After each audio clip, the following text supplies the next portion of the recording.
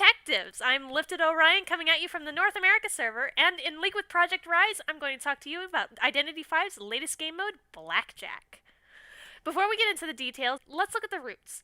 I did a little looking around to fact check myself, and a quick search reminded me that Blackjack is actually the American variant of a game called 21. So the gist of this game is that the player needs to gain 21 points or have the highest points over the dealer without exceeding 21 points.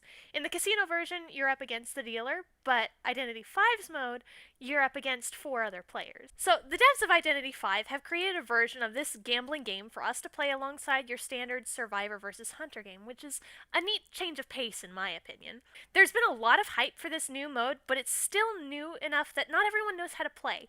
So preemptive things to know.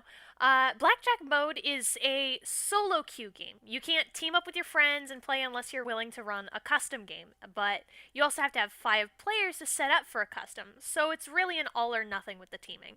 I think it's prevention for cheating or opposing favoritism, but as a PC player, the point's kind of moot. But it does, as usual, prevent the PC versus mobile matching like standard games.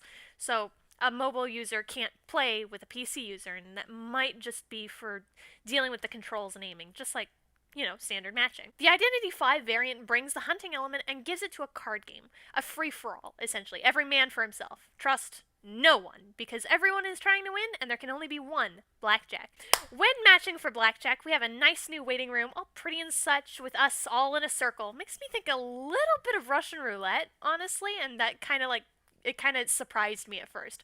Here, while we wait eons to get matched, we get to choose a hunter and a survivor. Wu Chang is a fairly popular hunter in this mode, I've noticed, alongside Geisha and the Ripper, and I've seen a couple of Soul Weavers and Smileys in there, but that's about it. The Ripper is probably one of the most popular ones, however, because you get this spicy new skin after about 5 games, although I think that event ended with maintenance last week, couple weeks ago.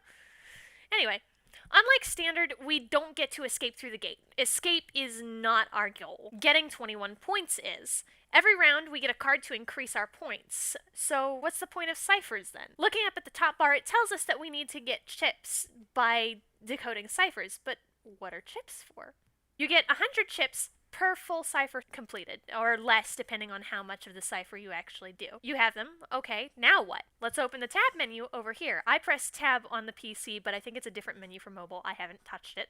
Here we have a collection of item cards to either use on ourselves or against our opponents. It's a bit like the scroll currency in 2v8, where you call on the telephone and you can buy things from the host, or whatever it is. We have things like shuffle, discard, reveal, etc. These all help you win the game, and are invaluable, especially if you end up over 21 points. Some of these cards are for use on yourself, such as the discard, but others are used against your fellow players, such as shuffle, reveal card, and etc. A lot of this game is based on luck and how well you avoid the hunter.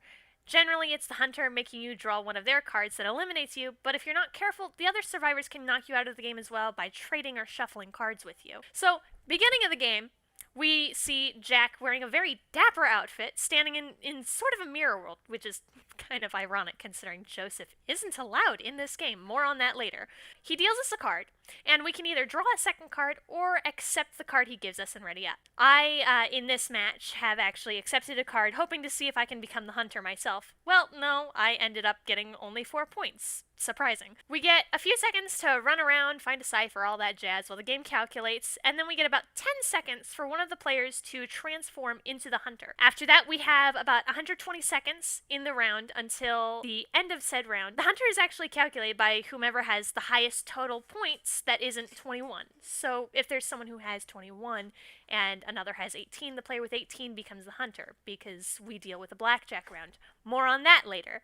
This happens every round. So, a quick warning for y'all, a standard strike knocks you down as a survivor, while abilities only do half damage. So, the Ripper's Fog Blades, they will do the usual damage, as we know, but if he smacks you with a physical attack, you're down. That's it. You're done. So, you get knocked down, and from there, the hunter can either pick you up and give you a card, or they can go chase someone else. Some just go knock people down for whatever reason, especially in the first couple of rounds. I'm not sure why they do that. It might be some sort of method. Then again, it might also be a way to calculate how many points everyone else has before the end of the round. So, Tracking back to the concept of a blackjack round. Blackjack rounds occur when a player suddenly gains 21 points. If you've got, like, say, 60 seconds left in a round and somebody suddenly gains 21 points, say by either shuffling or passing a card, the round stops and we begin a blackjack round. This round lasts about 90 seconds. The problem with this round is that whoever has 21 is highlighted the whole round. Good luck! If at the end of the round the player still has 21 points, the game ends and they win. So the thing about Blackjack is, as a different mode of the game, there are certain characters that are, of course, not going to be permitted to play the game. For reasons! Joseph, the photographer, has been removed because there's not enough time in a round for photography shenanigans to happen. Another character that's not permitted is Aesop, the embalmer. There aren't any rocket chairs, so his ability is kind of useless, because embalming is used for saving your teammates. But in this game, in the blackjack mode, saving your teammates isn't something you really want to do. It's too much of a free-for-all to actually be, focused on helping others. Honestly, the gardener is one that is allowed, but I'm surprised. Her job is usually to break chairs. I haven't actually tried playing her yet. She probably doesn't have her toolbox. She could just be like Lucky Guy and get a random item, but it's hard to say for sure.